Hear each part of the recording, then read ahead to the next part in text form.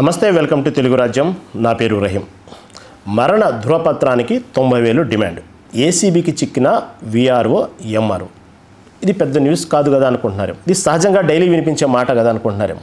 కానీ దీంట్లో చాలా లోతుగా ఆలోచించాలి.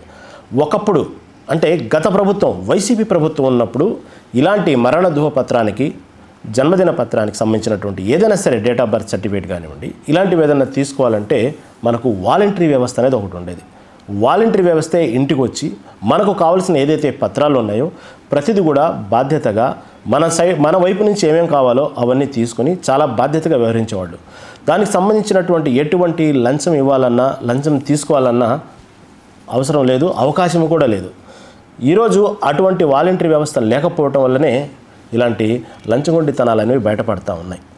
ఇలాంటి లంచగొండితనాన్ని రూపుమాపటం కోసమే గత ప్రభుత్వం తీసుకున్నటువంటి ఒక మంచి నిర్ణయం వాలంటరీ వ్యవస్థ, సచివాలయ వ్యవస్థ. ఎందుకంటే గత ప్రభుత్వాలు చేసినటువంటి కొంచెం మంచి పనులు కూడా అధికార పార్టీ వచ్చినప్పుడు కొన్ని తీసుకోవాలి. ఎందుకంటే తమిళనాడు రాజకీయాలు తీసుకుంటే గత ప్రభుత్వాలు ఏదైనా సంక్షేమ పథకాలు కానివ్వండి, ప్రజలు జనరంజకంగా ఉండే మెచ్చే పథకాలు ఏదైనా ఉంటే దాన్ని కొనసాగింపు చేస్తారు. మనం చూసాం, కొన్ని జరుగుతున్నాయి కూడా అలాంటివి. కానీ మన ప్రభుత్వాలు ఎందుకు అలా చేయవు? అంటే గత ప్రభుత్వాలు చేసిన మంచి పనులను ఎందుకు స్వీకరించేటువంటి అవకాశం ఎందుకు తీసుకోకూడదు? దాంట్లో తప్పే ఉంది. వాలంటరీ వ్యవస్థకి సరైనటువంటి జీవో లేదంటూనే ఆ వాలంటరీ వ్యవస్థని, వాలంటీర్లని రోడ్డున పడేసిన సందర్భాలు మనం చూసాం. వాళ్ళకి ఇచ్చేటువంటి సుమారు మహా అయితే ఒక 5,000 ఇస్తారు. ఒక 50 కుటుంబాల మీద పనిచేసినటువంటి ఒక వాలంటరీకి ఒక 5,000 జీతం అనేది ప్రభుత్వం భరించడం అనేది పెద్ద విషయం ఏమి కాదు.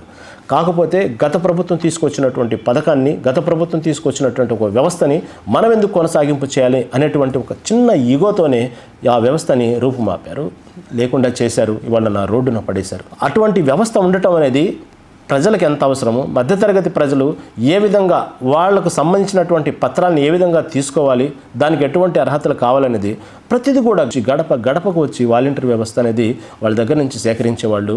చూడటానికి కూడా పని కూడా చాలా సులువుగా అయ్యేది. వాలంటరీ వ్యవస్థ వల్ల రాజకీయ పార్టీలకు నష్టం జరిగిందా, లాభం జరిగిందా? వాలంటరీ వ్యవస్థ వల్ల ఏ విధంగా వైసీపీ పార్టీ దెబ్బతింది, ఎందుకు నాయకులకు తగిన గుర్తింపు లేకపోయింది, అదంతా ఒక సెకండరీ మ్యాటర్ అదంతా.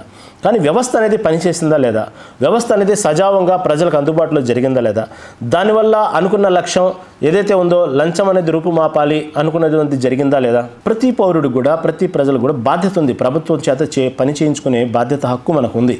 దాన్ని లంచంతో కొనాల్సిన అవసరం లేదు. అది ఎవరికి వాళ్ళకు ఉన్నటువంటి ఒక రూలు, అది ఒక హక్కు, చేయించుకోవాలి. అది వాళ్ళు చేసి పెట్టాలి. దాన్ని లంచంతో వాళ్ళు కొనకూడదు, లంచంతో కొనుగోలు చేసి పని చేయించుకోవాలన్న ఆలోచన మనకు ఉండకూడదు.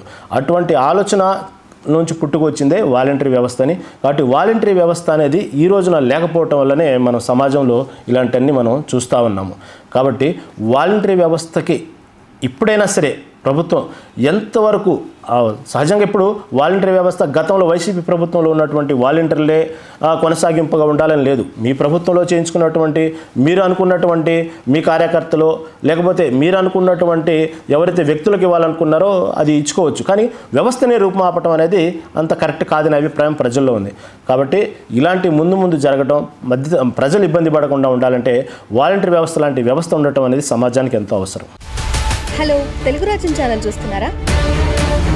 సామాజిక, రాజకీయ, జీవన చిత్రణే తెలుగు రాజ్యం. అతిశయోక్తులు, అసత్యాలు ఉండవు. రాజకీయ కోణం కాదు, ప్రజా కోణమే కొలబద్ద. తెలుగు రాజ్యం వీక్షణ మీ ఉత్తమ అభిరుచికి నిదర్శనం.